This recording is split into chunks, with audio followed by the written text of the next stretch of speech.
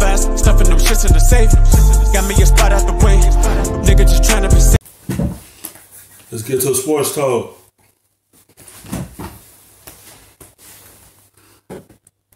That isn't just the last day that fans have to draft their fantasy teams. It's actually a huge day for real-life NBA franchises. Here's a look at some of the notable deadlines today. By 5 Eastern, rosters must be set for opening days with no more than 15 players and a pair of two-way contracts. It's also the last day to extend a veteran with multiple years left on their deal, and the last day to sign a rookie extension, with that deadline coming at 6 Eastern. Speaking of which, Woj reports that Buddy Hield agreed to a 4-year, $94 million deal with the Kings earlier today. We'll discuss that deal in just a moment. But first, the biggest rookie extension news over the weekend came from the defending champion Toronto Raptors. The Raptors signed Pascal Siakam to a contract extension worth a projected $130 million over 4 years. Siakam's agent tells our agent Wojnarowski and Zach Lowe, this man right here, this is max money, but not max years. Zach, you've been on the Siakam bandwagon for a long time, since the jump. Are you entirely sold on Siakam as a max player? Spicy P. Yeah? I'm driving the bandwagon. I have the keys to the bandwagon. I am sold. I mean, the rookie, the first max you can sign is this. I am too. I'm sold on it too.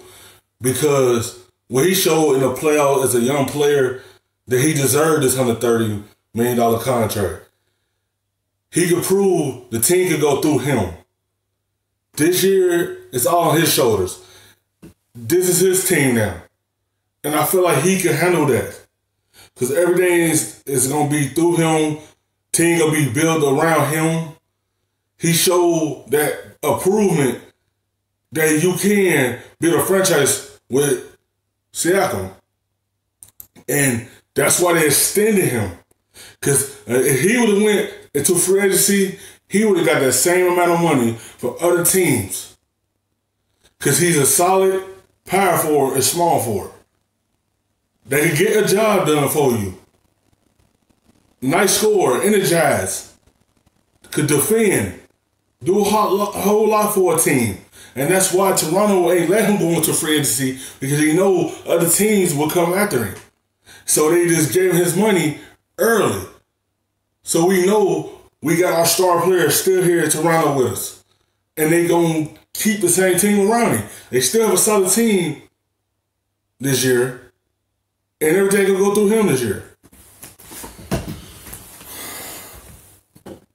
Smallest one, right? It's 25% of the cap now. Maybe there's a what some GMs are calling the Darryl deduction coming because of the China stuff. Maybe not. I don't know. But I think that's pretty safe. I think he's going to score more this year. He has a chance to be one of the 10 or 15 best defensive players in the league. He can create off the dribble. I think he has a chance this year to make All-Star, All-NBA, and All-Defense. I think that's how good he can be. There were players last year, this makes total sense, and I think safe is the word you use, Zach, which makes total sense. There were guys in his locker room last year, maybe not all of them are there anymore, who thought he was going to be a big step forward player this year, and they thought that, I know, during the conference finals last year. So as far back as May, they were saying, okay, he's going to be a guy that we have to keep. He is going to be a player who takes a big jump. And if you project that, I mean, both executive staff and people in the locker room, then it makes all the sense in the world. As a matter of fact, it would just not make any sense if you didn't do it. And he's of the age, too. I think he's 25 or 26 now, where this deal is going to carry him right through his prime. It's a perfect age range. And I think without Kawhi this year, I think he has a chance to average 20 points again. He's going to bump up his scoring. He's going to have a big year. He's just such a hard worker. I had a couple of their games last year, particularly during the postseason, and Nick Nurse told me that 2 years ago, that after they got eliminated, the next day he was in the gym and he was shooting threes. He had shot 22% that year. He got up to 37% last year. He told me he had to shoot 350 of each particular shot, and he was doing that once a day for 3 days. And then he bumped it up to 2 times a day after that. So yeah, this kid is he's all in on just becoming as good a player as he can be. And he's got an incredible story. Started the game late, went to college, barely recruited, really. Didn't play much early in his college career. I think he might have been redshirted. I can't remember off the top of my head. And now he's a max player in the NBA. It's an incredible story. What's important here, too, is that you got to look at certain teams doing what they ought to do when it comes to player development. Not every franchise does that. I mean, sometimes it just becomes sort of a search for whomever you can cherry pick from somewhere else. And Toronto did a good job of developing him. He took a big jump last year. This year, he taking even a bigger jump this year. Because once you know that team gave you that money, they know this your team. And that's to show them they believe in you. And now you're going to go out there and put it all on that floor. Like you did last season. Like, he had that breakout year. This is his year to make an all-star team, all-NBA team. And I feel like he can. He got the tool to do it. That approach works fine, but Toronto has to be invested in this, and I think it's a fit. And it seems like he fits what they're doing, Zach, as well as anybody they could have wanted to have. He was already there, so why not make this move? Zach, we see the salary figures here. How does his extension impact the long term here for the Raptors? Well, all of those ones in the years column, and actually the two are also important. So it doesn't. The answer is it doesn't really, and I mean that in a good way for Toronto. This summer they're going to be a little bit short of max space, but they don't really care. They still can go get a player.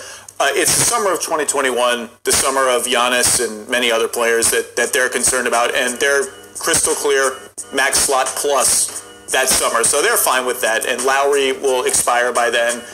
They can still trade Kyle Lowry if they want to, but it doesn't really impact them at all. Let me ask you about that Lowry contract, because I think that's a nice contract for a contender that still wants to be in play for 2021, right? Like, to me, that's a very valuable contract. Which is why they might keep him. I think the Raptors are going to be good this year. I mean, everyone is sort of waiting for them to just trade everybody, trade Gasol, Ibaka, Lowry, and they may do that. If they're 15-20 or something, I think they will do that. But I don't think they're going to be 15-20.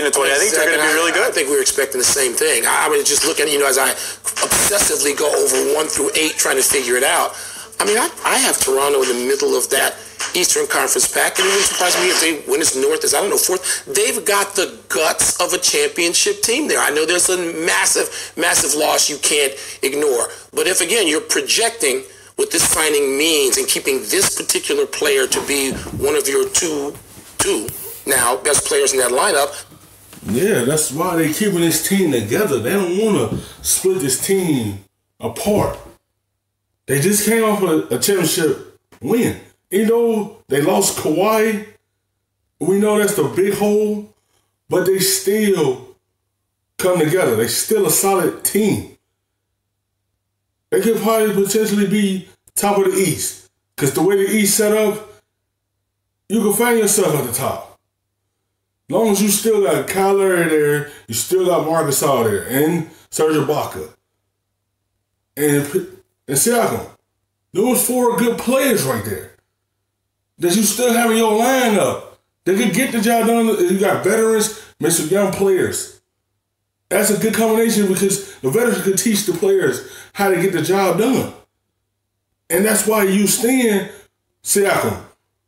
As long as you still got him attached to this team, they're going to still be a good team.